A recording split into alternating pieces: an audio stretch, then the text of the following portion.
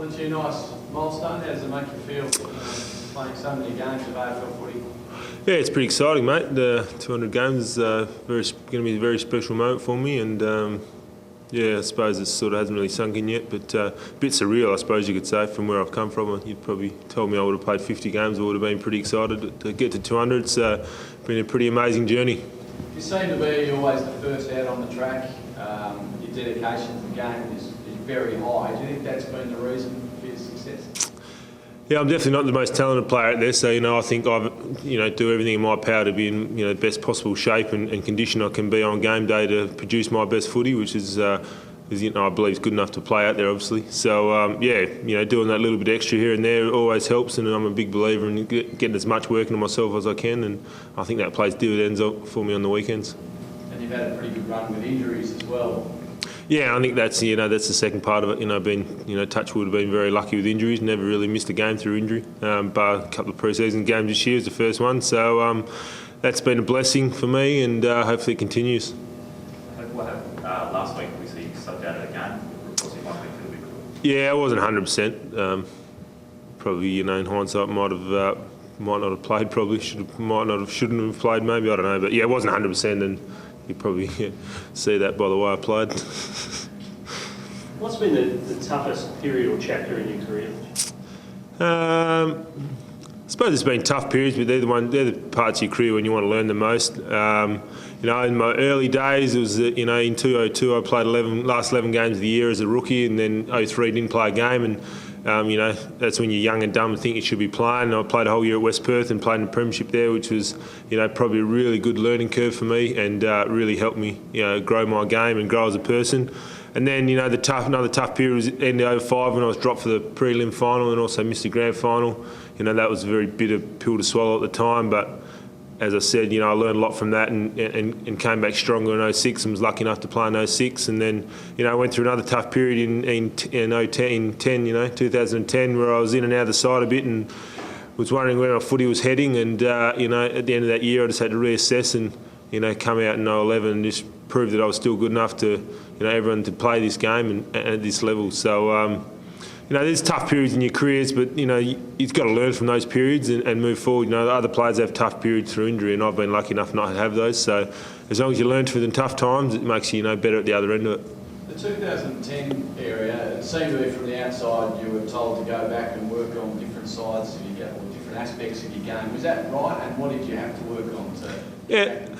Oh, there was a lot of conflicting arguments about why I got dropped. And there was things I had to go back and work on. Part of my game was probably my defensive side of my game, and it's something that's become very big in footy. It's a lot different to when mid-2000s when we were playing one-on-one footy. It was a lot easier to defend. You knew where your direct opponent was all the time.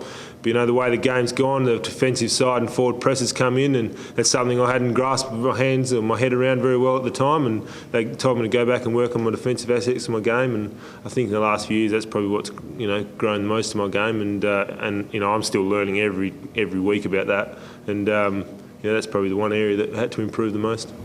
Do you prefer to be playing up full forward and snagging lots of goals, or are you happy sort of playing your role as you have been over the last couple of years? I'm just happy playing my role. I just think wherever I best suit the team to be a presence out in the field and have an impact. I'm happy with. I've played.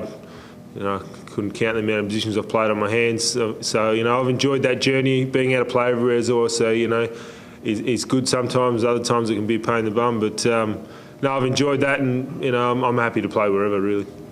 Barring last weekend, how have you viewed your form this season? Oh, it's been pretty patchy this year. I've just sat down the other day and just thought, I really need to iron out some inconsistencies this year. I'd like to, finish the year off really strong, and we're just on halfway now, and I really think I can really iron out the inconsistencies and have a really strong second half of the year. I'm really looking forward to it. What are the hopes for the rest of your career in terms of how long you play and what you can achieve still?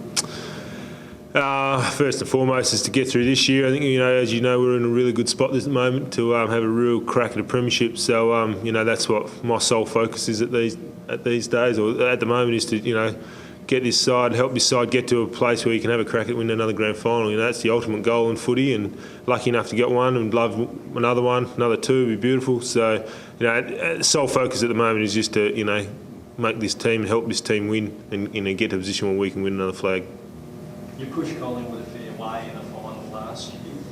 How much better do you think the side is coming into play against them again this week? Well, we've definitely matured. All our younger blokes got another season of football under their belt since then, another pre-season. So it's going to be a cracking jack game. Collingwood are really hitting their straps at the moment, and as I said in previous times, if we play our best footy on Saturday afternoon, I believe we can beat them. So we'll be going over there with every endeavour to do that, and just really looking forward to the challenge. As I said, they're a great side in great form, and there's nothing better than putting yourself up against the best teams in the comp. So really looking forward to the challenge. Is that one of the toughest games to play Collingwood at the MCG? You could probably say it's one of the toughest, but it's also one of the, it could be one of the greatest too, you know what I mean? We only get to play one, maybe 2 games at the G, plus finals, so, you got to cherish every moment run out onto the MCG.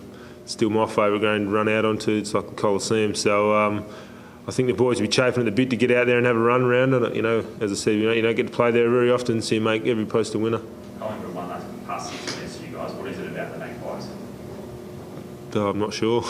I can't answer that one. Collingwood have been a good side for a long time, so is it that or not? I'm not sure, but I know this we'll be doing our best on the weekend to roll them, get it back start getting in our favour again.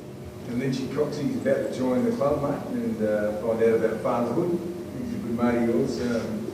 How's he feeling? We ready about that? Yeah, he's pumped, mate. He's been trying a while. Thought I might have to give him some help, a few tips, but no, he's pumped. He won't know what's hit him, but he's timed it pretty good, so he'll have to have a quiet Christmas. I think it's due just after New Year sometime. So, I'm sure he'll warm to the task very well.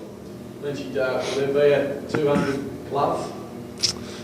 No, it'll be the same one as last week. I think Matt didn't do much last week with it, so we might have to get a bit of use out of it this week. Mate, it's just we'll see what happens. I'm not sure. Going back to the glove, do you have a giggle with all the attention that it's received over the years? Yeah, back when it first started, it was a bit surreal. As you all know, I used to take it off, and some of you might not realise, but I've actually swapped hands now because I've got a pretty bung finger on my right hand, and I don't take it off anymore. So the fanfare's worn out a bit, but not that it ever sort of worried me too much. But people seem to get pretty excited by why, I don't know, because it's just a stinky glove. But it's been something I still believe it's a little bit of an advantage to me, so I don't wear it just for the fun of it. So, a lot of people might think it's just a gimmick, but I strongly believe it's not. When did you stop throwing it off?